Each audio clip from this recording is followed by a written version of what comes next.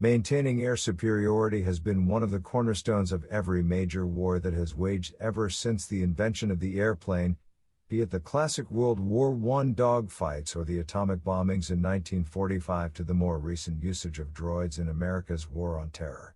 However, if it is organized missions and calculated air strikes that we're talking about, then it mostly begins post-World War I. This list picks up 10 such military aircraft missions that were instrumental in shaping world history and politics. Air power may end war, or end civilization. Winston Churchill, 1933. Number 10. The bombing of Guernica. Aircraft of note, Heinkel He-111. The only major conflict during the otherwise uneasy lull in Europe between the two world wars was the Spanish Civil War. Of course, relentless wars, or rather, bickerings, for independence had been raging in several Asian countries for decades. None had escalated to the status of a full-blown war, save for this. This was a typical civil war. One faction of the population, the nationalists, led by General Francisco Franco, fighting another, the Republicans, who were protecting the left-wing government. And as with most civil wars, the neighboring countries saw in this an opportunity to intervene and rally their own forces. As a result, the Soviet Union sprung to the aid of the Republicans, providing them with Polikarpov fighters and the Tupolev SB-2 bomber. Italy, under Mussolini, supported Franco. The nationalists, however, had asked for help from a far more formidable ally, in the form of Germany. Germany, who were looking for an excuse to divert international attention away from its own military rearmament, jumped to their aid. It sent in nearly 19,000 odd volunteers into Spain, mostly from its Luftwaffe, and they formed what was known as the Condor Legion. Despite their seemingly amateurish roots, the bombers of the Condor Legion attacked the small town of Guernica in northern Spain on April 26, 1937. Though Guernica was hardly of any strategic value from a military point of view, this one attack, codenamed Operation Rugen, changed the world's views on the potential of the bomber. For over 3 hours, German Heinkel He-111s, accompanied by strafing fighters, pounded the small town with 45,000 kilograms of high-explosive and incendiary bombs, decimating nearly a third of the entire population and injuring 1,000. 70% of the town was destroyed, and fires that started by the incendiaries raged for 3 days. For Germany, this attack was a huge success because they had seen this primarily as an opportunity to test their own troops and equipment. This was also the first instance of a Nazi tactic that would later be known as carpet bombing. Also, this raid made many other European countries fear Germany, and made them more yielding to the German demands. The bombing of Guernica was the subject of a famous anti-war painting by Pablo Picasso. Number 9. Blitzkrieg over Poland. Aircraft of note, Messerschmitt Bf-109. Germany's Blitzkrieg, or lightning war over Poland, kicked off the Second World War on September 1, 1939. The Blitzkrieg was a kind of battle strategy that had never been seen before. It relied entirely on speed, tact, and surprise, and was particularly devised to generate psychological shock and strew chaos all over enemy ground. A formidable combination of the German Luftwaffe, supported by ground forces, proved too mighty for the ill-prepared Poles to counter. The best fighter aircraft in the Polish inventory, the PZL P.11, was comprehensively outclassed by the hard-hitting Messerschmitt in speed, maneuverability, and strike abilities. Poland, nevertheless, put up a brave fight. Though their defense ultimately failed, the P.11s did claim 126 Luftwaffe aircraft in the process. The German propaganda ministry made a huge hue and cry over Germany's success, and claimed that the Polish Air Force had been destroyed on ground in the first day itself. This was far from the truth. The P.11s in fact did a darn good job at protecting Warsaw, the capital city of Poland. Several German Heinkel bombers were destroyed, and the Polish pilots took to desperate measures to save their nation, including ramming German aircraft with their own before bailing out. They could not hold out for long, and soon, when the Soviet Union, acting in concert with Germany, crossed the border into Poland, It sealed the fate of the beleaguered nation. The Polish Air Force continued to fight. Many desperate and valiant pilots took off to the skies to single-handedly engage huge German fighter formations in what were ultimately suicide missions. Other Polish pilots escaped Poland in order to continue fighting from friendly countries, and enlisted in other air forces, like that of the French and the RAF of Great Britain. Germany's Blitzkrieg over Poland was the first of a series of attacks that would go on to include Belgium, the Netherlands, and France in the course of the Second World War. The sheer might of this German war machine sent shockwaves throughout the whole of Europe. Number 8. The Battle of Britain. Aircraft of note: Supermarine Spitfire, Hawker Hurricane. By June 1940, several European nations had fallen to the German Blitzkrieg: Poland, Belgium, the Netherlands and France. This was when Hitler decided to go all out in an attempt to take over the mighty Great Britain. This set the scene for one of the finest air battles in all of human history and catapulted two of the most famous British fighters to fame, viz. the Supermarine Spitfire and the Hawker Hurricane. The main impediment to a German invasion of Britain was the English Channel and the naval superiority that the English exercised in the waters. Hitler therefore decided to first gain control over the skies and then lead an amphibious assault into the Isles.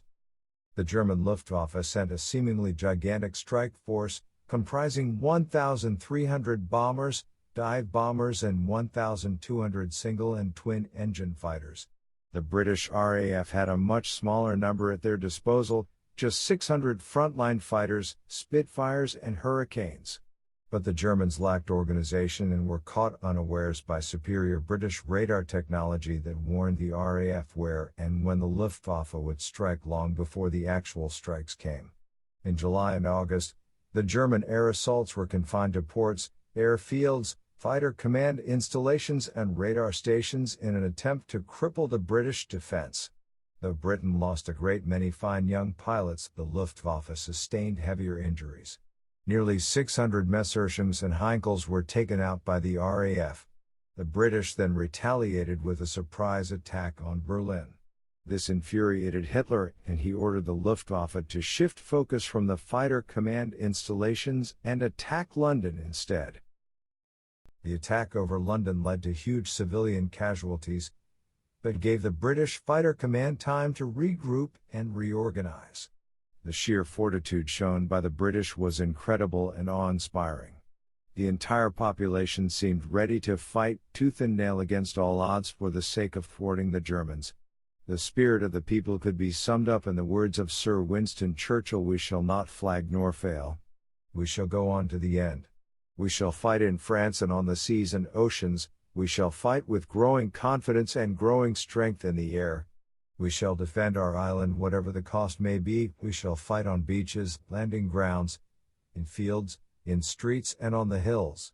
We shall never surrender, even if, which I do not for the moment believe, this island or a large part of it were subjugated and starving, then our empire beyond the seas, armed and guarded by the British fleet, will carry on the struggle."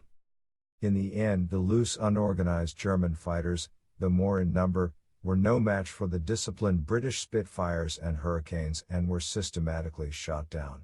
The Germans were losing their fighters faster than their industries back home could produce them. Hitler finally called off the assault. Germany's invasion of Britain was indefinitely postponed. Number 7. The Dam Busters. Aircraft of note: Avro Lancaster. The No. 617 Squadron was the most famous squadron in the Royal Air Force in the Second World War, and not without reason. Under the command of ace fighter pilot Wing Commander Guy Gibson, they were involved in one of the most interesting assaults in aircraft history. This was a special, highly secret mission codenamed Operation Chastise, meant to breach three of the most important German dams that held back more than 300 million tons of water vital for Germany's industries. These dams were the Moni, the Eder and the Sorp, and they had heavy anti-aircraft defenses in place. To make a successful assault, the RAF bombers would have to avoid the anti-aircraft fire at all costs. The approach that was planned was ingenious and the amount of brainstorming that went into was phenomenal. The bombers would be heading for the dams, while keeping very, very low, almost skimming over the water surface. This would ensure that all anti-aircraft fire would go over them, leaving them unharmed. The bomb that was to be utilized was a special spinning bomb which would bounce over the water surface much like stone skipping. Before releasing the bomb, it would be spun up to speeds of 500 revolutions per minute in the bomb bay, so that when it hit the water it would skip across the surface rather than sink. The crew had to release the bomb while flying exactly at 345 kilometers per hour, exactly 18.3 meters, that's 60 feet, above the water surface. Moreover, the bomb had to touch the water surface at precisely 388 meters from the dam wall with no more than 6% deviation. The aircraft that was chosen was none other than the legendary Lancaster, one of the prized bombers in the RAF inventory. 19 of them took off with 133 crew members on board, and successfully breached the Moni and the Etter. However, the attack on the Sorp and the Schwalm dams failed owing to technical difficulties. It wasn't that the Lancasters suffered no damage.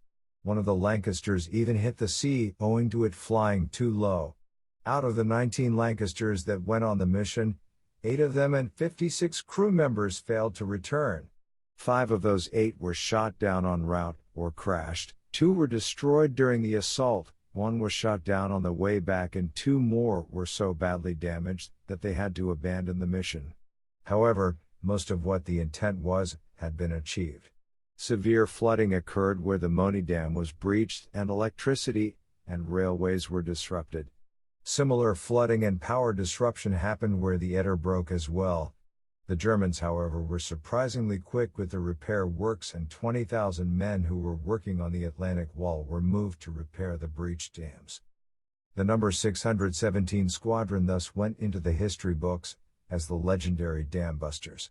Gibson was given the Victoria Cross for his brilliant leadership and became a national hero. Unfortunately, he did not survive the war and was killed in a de Havilland Mosquito on another bombing raid. Number 6. Pearl Harbor. Aircraft of note: Nakajima B-5N Kate, B-5N, Aichi DEA Val, Mitsubishi A-6M Zeke. The historic attack on Pearl Harbor, which would go on to make President Franklin D. Roosevelt proclaim that date to be one that would live in infamy, was one of the most sudden and surprising airstrikes that has happened in the history of modern warfare. On December 7, 1941, waves of Japanese bombers, supported by hordes of strafing fighters, were sighted over the U.S. naval stronghold in Hawaii, called Pearl Harbor. 353 Japanese fighters, bombers and torpedo planes, launched from Japanese aircraft carriers, wreaked havoc over an unsuspecting U.S. Navy. The strike was intended to be of a preventive nature, meant to eliminate vital American fleet units, and to prevent the U.S. from competing with the Japanese in their conquest of the Dutch East Indies and Malaya. Also, it was hoped that it would buy Japan enough time to strengthen its establishment and help bring the whole of Southeast Asia under its control, effortlessly. The primary targets were the prestigious U.S. battleships, which were the Navy's pride. The U.S. Navy did suffer an enormous amount of damage. 4 of its prime battleships were sunk. 3 destroyers, 3 cruisers and a minelayer also fell to the same fate. Close to 200 U.S. aircraft were destroyed and nearly 2,500 men were killed and 1,000 more wounded. Japan's losses were far lesser. Only 29 aircraft units and 5 midget submarines were lost and 65 men were killed or wounded. The attack on Pearl Harbor was also the first instance of a powerful military aerial assault that had not initiated off land, rather off aircraft carriers.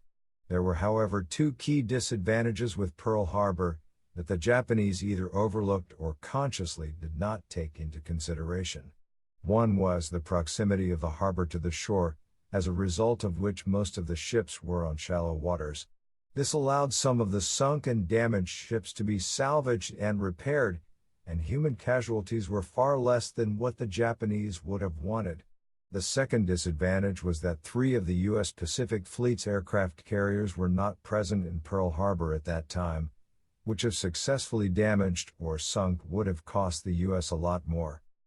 The attack on Pearl Harbor automatically culminated in the U.S. declaring war on Japan on the very next day. This started a chain of diplomatic alliances, and soon Nazi Germany and Fascist Italy had also declared war on the U.S. The American policy of clandestine support for Great Britain changed into an active alliance, and the mighty USA thus entered the Second World War. Number 5. The atomic bomb raids. Aircraft of note: B-29 Superfortress. It was in late 1944 that the U.S. began launching full-scale bombing raids on Japan, and by May of 1945, many of Japan's key cities lay devastated in rubble. In the meanwhile, the American government had spent $2 million and nearly 200,000 people were working overtime on a certain Manhattan Project, a secret project whose sole mission was to build a superweapon, unlike any other in human history, the atomic bomb.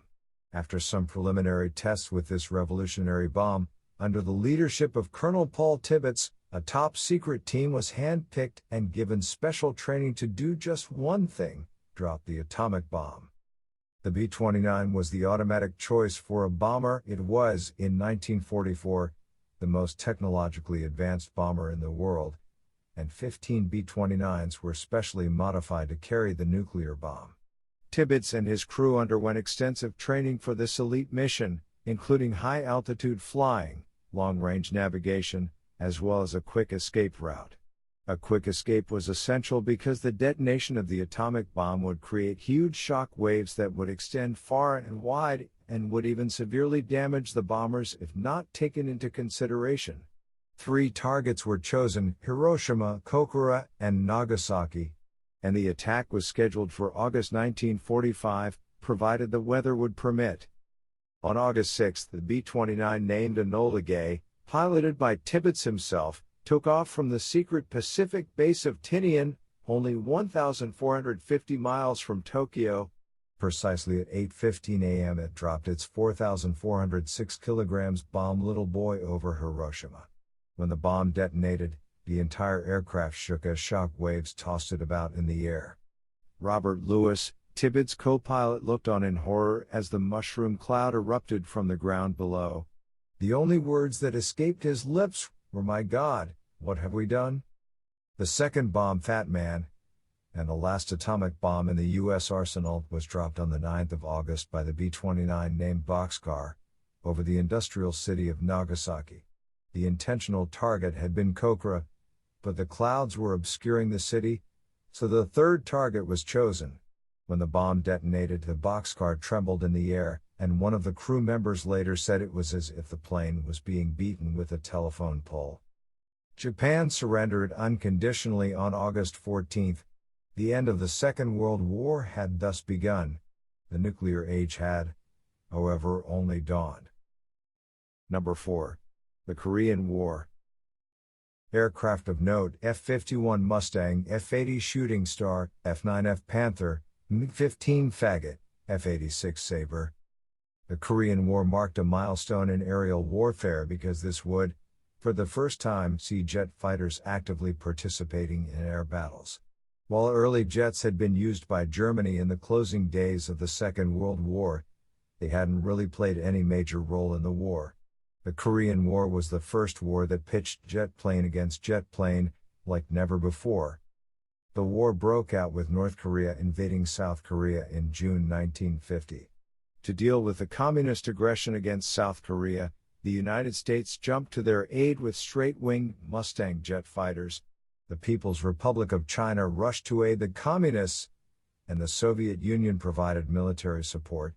The early days of the war would see aerial battles between the U.S. Mustangs and Soviet Lavochkin Law-7s. Later, when the United Nations intervened in support of South Korea, the jet battles became fiercer and more modern fighters were brought in. These included the American F-80 Shooting Star and F-86 Sabre, and the Soviet MiG-15. The first Sabre MiG-15 encounter happened in December 1950 when 4 Sabres intercepted 4 MiGs at more than 25,000 feet above sea level. Later, 8 Sabres took on 15 MiGs, and the U.S. fighters shot down all of 6 MiGs before making a getaway. The Australian Air Force participated as well, initially sending F-51 Mustangs and then later the F-8 Gloucester Meteors. These were, however, no match for the superior MiGs and were easily taken out in several encounters. The UN aircraft were feared, however, by the Soviets. The British Hawker Sea Fury that leapt in to defend South Korea was responsible for shooting down more communist aircraft than any other non-US power. When the Korean War ended, the USAF had suffered 103 losses and had achieved no less than 753 victories. The war thus demonstrated the effectiveness of jet fighters in an international arena. It also heralded the age of the swept-wing fighter like the Sabre and the MiG-15. Number 3. The Falklands Black Buck Attacks. Aircraft of note, Avro Vulcan. The Falkland Islands had been under British rule since 1833. However, Argentina, in an attempt to gain sovereignty over the islands, invaded them in 1982. Britain's campaigns to regain lost control were made all the more difficult owing to the sheer distances involved. Once the British task force was in place, it was deemed necessary to cripple Argentine air defenses on the Falklands. It was imperative to destroy the Argentine runway at Port Stanley in order to render it useless for the Argentine Air Force. Also, crucial Argentine radar stations had to be taken out so that the British fighters could attack without being discovered earlier on. The missions had to happen in absolute secrecy and from friendly territory. This led to the British moving their strike base to a small island in the Atlantic, called Ascension Island. This was in no way close to the Falklands, nearly 6,100 km, 3,800 miles, away to be precise, and bombing missions over such great distances had never been attempted before. The one bomber that was chosen was the Avro Vulcan, an iconic British jet bomber of the post-World War era. The missions to the Falklands, to destroy the Stanley runway and 2 other radar sites, were codenamed Operation Black Buck. There were 5 missions in all, and the logistics involved were staggering. Each round trip was close to 13,000 kilometers, the longest in human history. The Black Buck Vulcans had to be refueled several times during the long flights to the Falklands and back. Refueling was done by RAF Victor tankers using refueling probes. 2 Vulcans took off on the 30th of April 1982. Each had 21 bombs weighing 1,000 pounds each. It was an 8-hour journey to the Falklands, and the Vulcans were escorted by no less than 11 Victor tanker aircrafts. 1 Vulcan developed some technical problems and had to fly back to base. The mission thus boiled down to a single Vulcan accompanied by steadily decreasing numbers of Victors heading for enemy territory. The last Victor pumped in so much fuel in the remaining Vulcan so that it would manage to get within 400 miles of Ascension Island, where a new Victor would arrive and refuel the returning dry Vulcan. It was at a distance of nearly 500 kilometers from Stanley that the solitary Vulcan descended to less than 100 meters above sea level to avoid detection. While some 40 kilometers away, it began the final bombing run. It ascended to a height of more than 3,000 feet and readied itself. Then, 10 kilometers away from Stanley, an anti-aircraft radar was detected. It was quickly jammed using a piece of equipment supplied to the Vulcan by the U.S. On the runway, all the 21 bombs were dropped diagonally. The runway was destroyed and Argentina was shocked. Insecurity crept in. If British bombers could strike the Falklands, and there was nothing stopping them from raiding Argentina. Argentina yielded. The Black Buck raid had been successful. Number 2. Operation El Dorado Canyon. Aircraft of note, F-111 Aardvark, F-18 Hornet. Following a series of terrorist attacks on America in 1986, U.S. intelligence agencies claimed that they had incontrovertible evidence that the incidents had all been sponsored by Libya. The Operation El Dorado was America's response to this growing terror threat. This operation involved a British-based USAF mission to lead a bombing mission, even longer than the Black Buck raids of 1982. The logistics of the missions were further complicated when France, Italy, Germany, and Spain refused to cooperate with the U.S. Only UK was willing to give to the USAF some territory to serve as a base. The bomber chosen for his mission was extremely fast, low-flying F-111. Though it was a very advanced bomber, it had never built keeping such long missions in mind. Operation El Dorado Canyon would involve a round trip of 6,400 miles, taking 13 hours and requiring no less than 12 in-flight refuelings for each of the 24 F-111s. It was an ambitious mission with almost no room for error. The targets were finalized after a joint planning with the USAF and USN. There were 2 targets in Benghazi, a terrorist training center, and an airfield. There were 3 other targets in the city of Tripoli, which was a terrorist naval training camp, the Wilis AFB and the Azizia barracks. The 24 F-111s left British soil on April 14, 1986. 6 of them were spare aircraft who returned later on. The U.S. Navy initiated a simultaneous attack in A-6E bombers and the F-18 Hornet. Though the strikes were successful and resulted in severe damage on key Libyan targets, it wasn't an easy mission. The Libyan air defense was a state-of-the-art system virtually at par with that of Soviet technology. Of the 18 F-111s that headed for Libya, 5 had aborted the mission, so the number dwindled down to 13, who finally reached Tripoli.